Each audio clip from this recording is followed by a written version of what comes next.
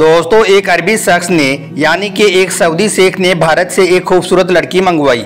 वो उसके साथ में अपनी रातों को हसीन करना चाह रहा था, लेकिन फिर भारतीय लड़की ने उस अरबी शख्स के साथ में जो कुछ किया जानकर आपके भी होश उड़ जाएंगे। आप भी हैरान और परेशान रह जाओगे।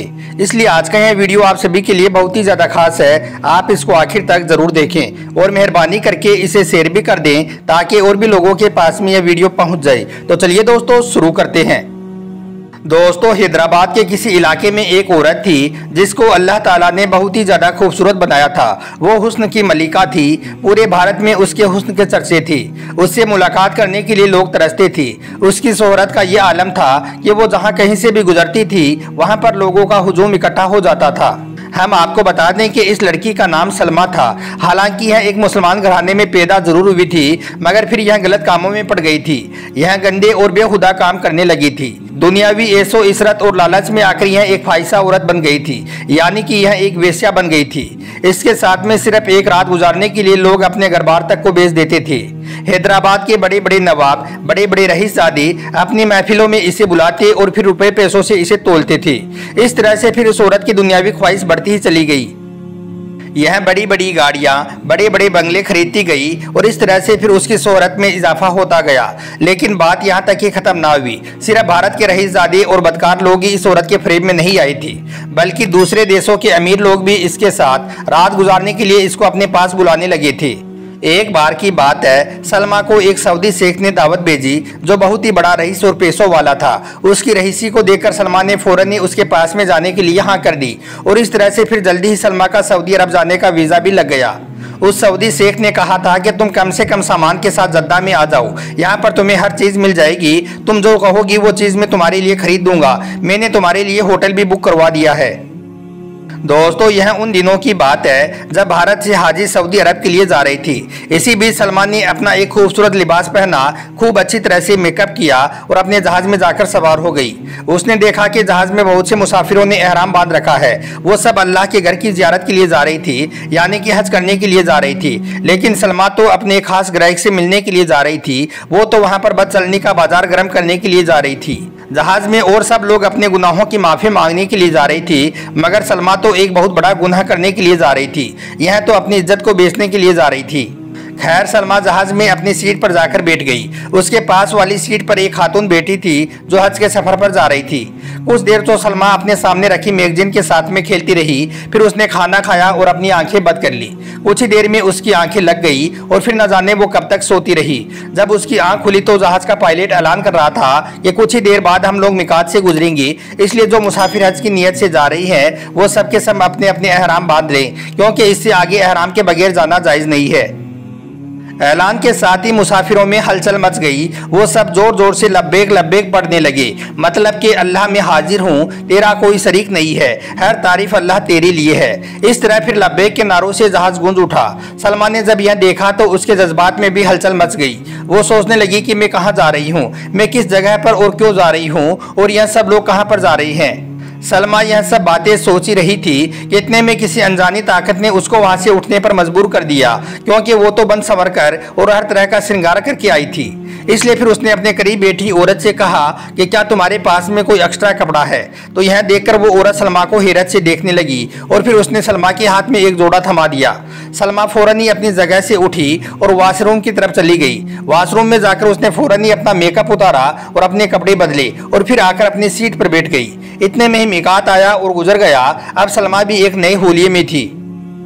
फिर थोड़ी देर बाद ही जहाज जद्दा एयरपोर्ट पर उतर गया। इतने में आवाज़ आई कि सलमा खातून से गुजारिश है कि वो मुसाफिरों में सबसे आगे आ जाए। सलमा के साथ वीआईपी सलूक किया जा रहा था, क्योंकि उसका वो सऊदी ग्राहक बहुत ही ज़्यादा अमीर तरीन शख्स था। इसलिए उसने पहले ही यह सब कुछ इंतजाम कर दिया था।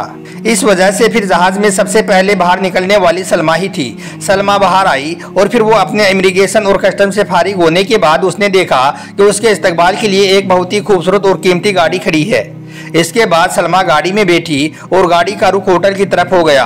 होटल में उसका कमरा पहले से ही बुक था, इसलिए वो अपने कमरे में आई और आते ही बेड पर लेट गई, क्योंकि इतने लंबे सफर की वजह से अब उसे आराम की सख्त जरूरत थी। इसलिए वो आते ही वहां पर सो गई।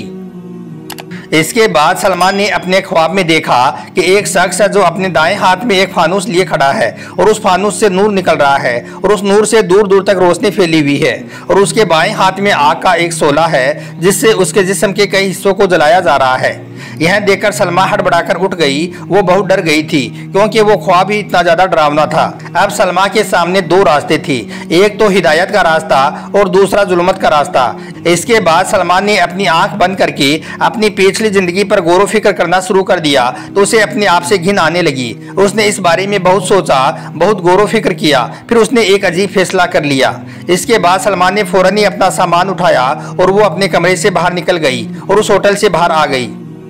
बाहर उसे एक टैक्सी नजर आई। उसने फौरन ही टैक्सी ड्राइवर से कहा कि मुझे मक्का जाना है, मगर इससे पहले आप मुझे मिकात में ले चलो। हम आपको बता दें कि यह उन दिनों की बात है जब सऊदी अरब में हज पर जाने वालों के लिए कोई खास पाबंदियां नहीं थी। इसके बाद टैक्सी ड्राइवर सलमा को मिकात ले गया। उसने वहां पर पहुंचकर सबसे पहले गुस्ल किया और फिर वजू करके एहराम बांध लिया और हज की नीयत कर ली।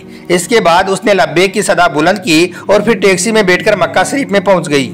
आज सलमा की जबान पर लब्बैक की सदाई जारी थी और उसकी आंखों से आंसुओं की नदियां बह रही थी। आज उसे ऐसा महसूस हो रहा था जैसे वो जन्नत में आ गई हो।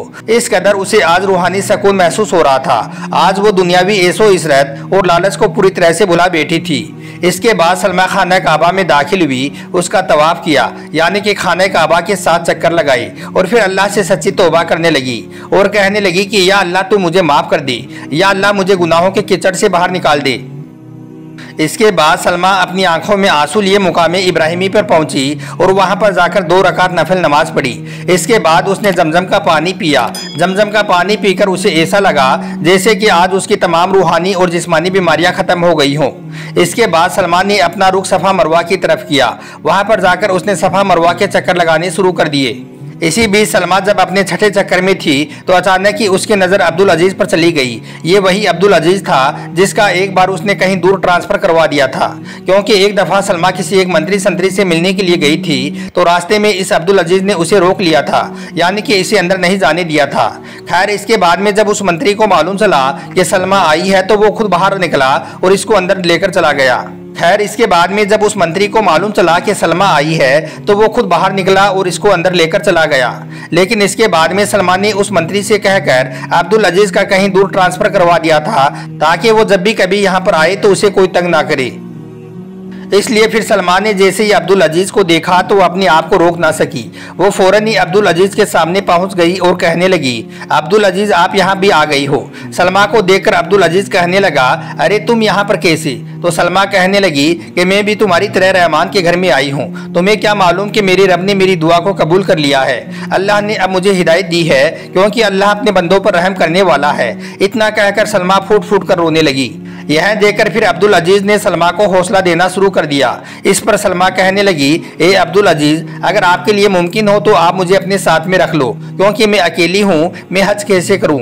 इसके बाद अब्दुल अजीज ने वहाँ पर बातचीत की और फिर सलमा को इस बात की इजाज़त दे दी। इस तरह से फिर सलमान ने हज के बाकी अरकान भी अदा कर लिए।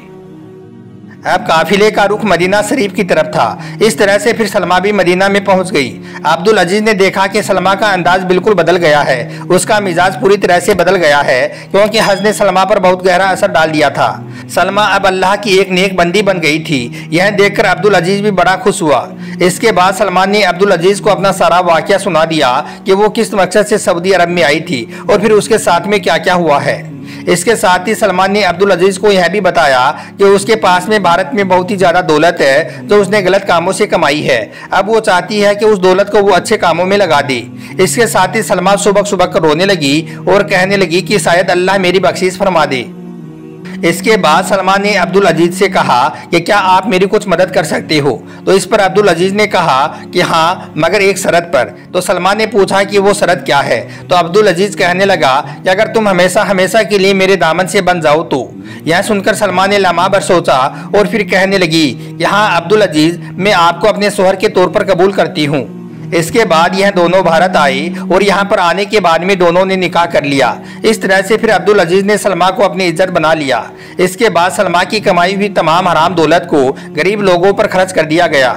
दोस्तों याद रखें, जब अल्लाह ताला किसी को हिदायत देना चाहता है तो वो इसी तरह से देता है। अल्लाह फिर उस बंदे को गुमराही के रास्ते से निकालकर सिरातल मुस्तकीम के रास्ते पर चला देता है। इंसान सिर्फ एक कदम अल्लाह की तरफ बढ़ाकर तो देखे, फिर अल्लाह ताला उसकी तरफ 40 कदम बढ़ाकर उसका इस्तकबाल करता है।